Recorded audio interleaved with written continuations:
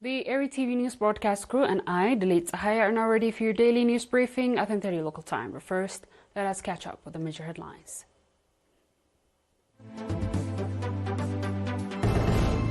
Meeting on implementation of measles and rubella vaccination program conducted in Asab subzone.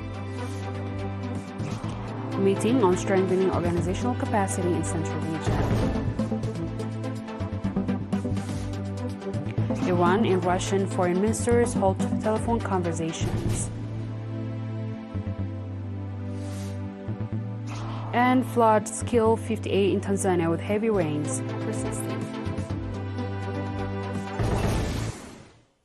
On our local news, a meeting focused on the rollout of the national measles and rubella vaccination program, which also includes distribution of vitamin A supplements, was conducted on 13th April in the port city of Asab.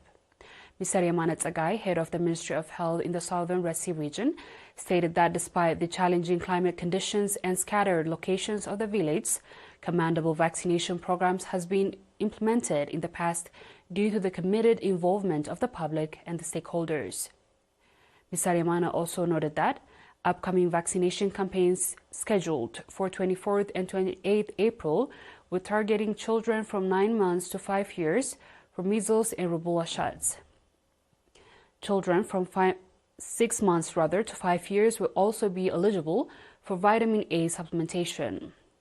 Mr. Tedros Adhanom, head of the National Vaccination Program, mentioned that the objective is to cover areas that typically miss regular vaccinations, with plans to vaccinate over 500,000 children across the country.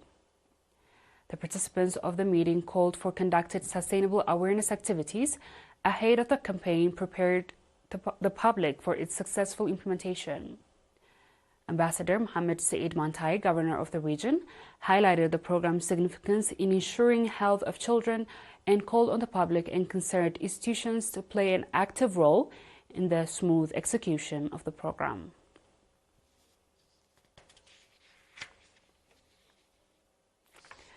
The National Union of Eritrean Women branch in the Central Region reported that the strong effort will be made to enhance the organizational capacity of women and ensure their active participation in their national development programs.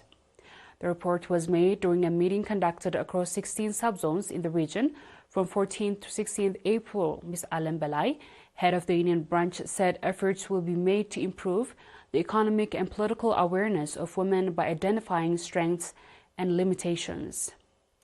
Ms. Alam also emphasized the importance of conducting regular activity assessment meetings to effectively implement development programs and achieve the objectives of the union.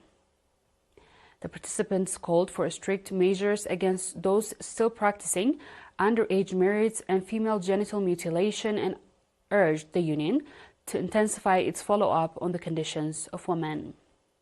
They also discussed the implementation of the programs for 2024.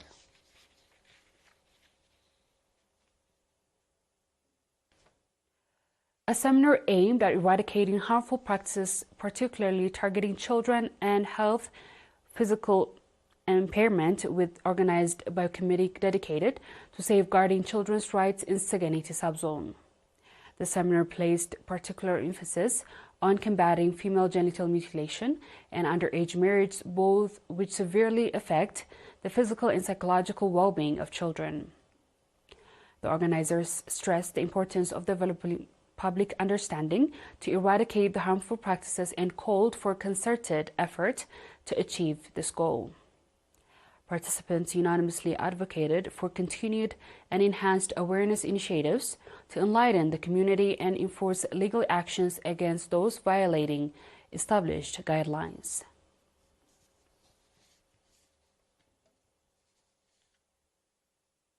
Dear viewers, we'll be back with the international news shortly. Stay tuned.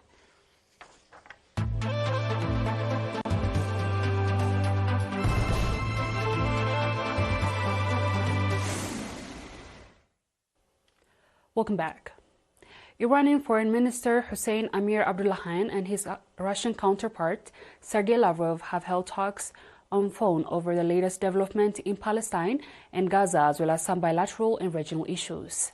The Iranian foreign minister spoke about the developments in Gaza and warned of the possibility of the conflict expanding in the region. Amir Abdullahian underlined the need for international efforts to stop the war and the crimes of the Zionist regime in Gaza and the West Bank. The Russian foreign minister, for his part, referred to joint views of his country and the Islamic Republic of Iran regarding the Palestinian crisis and the special situation of Gaza. Lavrov said the Russian government is worried about the war will expand and the situation will spiral out of control. The two top diplomats has exchanged views over the draft resolution proposed by Brazil at the UN Security Council and its content. On our last news, floods has killed 58 people in Tanzania over the last 2 weeks, spurring the East African country to seek an answer to major infrastructure projects. The government announced the death toll late on Sunday as heavy rains continued to lash the country. April marks the peak of Tanzania's rain season, and it has been aggravated this year by El Nino phenomenon, which has caused drought and floods across the globe. Tanzania has plans to construct 14 dams to prevent flooding in the future, the spokesman said. Just 4 months ago, at least 63 people were killed during the floods in northern Tanzania that has also triggered devastating landslides. On Friday, 8 school children drowned after their bus implugged into a flooding gorge in the northern part of the country. A volunteer in the rescue operation also died. Overall, at least 126,831 people were affected by the flooding. Essential supplies, including food, have been dispersed to those affected. Dear viewers, we've come to the end of tonight's news. Let's have a recap of the headlines. Meeting on implementation of measles and rubella vaccination program conducted in Asab subzone. Meetings on strengthening organizational capacity in Central Region. Iranian and Russian foreign ministers hold telephone conversations.